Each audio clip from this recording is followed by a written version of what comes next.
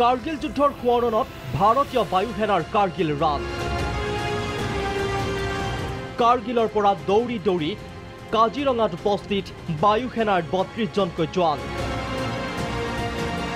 কাৰ্গিল যুদ্ধক্ষেত্ৰৰ পৰা ২১ অক্টোবৰত আৰম্ভ হোৱা এই দৌৰ অহা ৫ নৱেম্বৰত কোহিমাত সামৰণি পৰিব। সমুদ্ৰ পৃষ্ঠৰ পৰা ১০,২০০ ফুট উচ্চতাত আৰম্ভ কৰা দৌৰত প্ৰতিদিনে ১০০ কিলোমিটাৰ সামৰে জোৱানসকলে।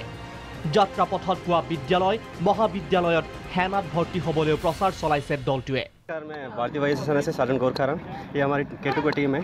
इसमें टोटल 32 पार्टिसिपेंट कर रहे हैं, जिसमें 4 अफसर एंड 28 जवान हैं।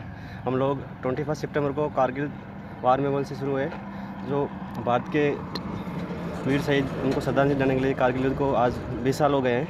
और सेकंड हमारा मोटो है fit India, clean India and green India. দলটোৱে জম্মু আৰু কাশ্মীৰ, হিমাচল প্ৰদেশ, হাৰিয়ানা, পাঞ্জাব, উত্তৰাখণ্ড, উত্তৰ প্ৰদেশ, বিহাৰ, পশ্চিমবংগ অতিক্ৰম কৰি অসমত প্ৰৱেশ কৰি সোমবাৰে নাগালেণ্ডত প্ৰৱেশ কৰিব। কোহিমাত অন্ত পৰিব এই দৌৰ। এই দৌৰত দলটোৱে অতিক্ৰম কৰিব ৪,৪০০ কিলোমিটাৰ দূৰত্ব। বোকাখাতৰ পৰা ৰোমান বৰুৱা, প্ৰাগ নিউজ।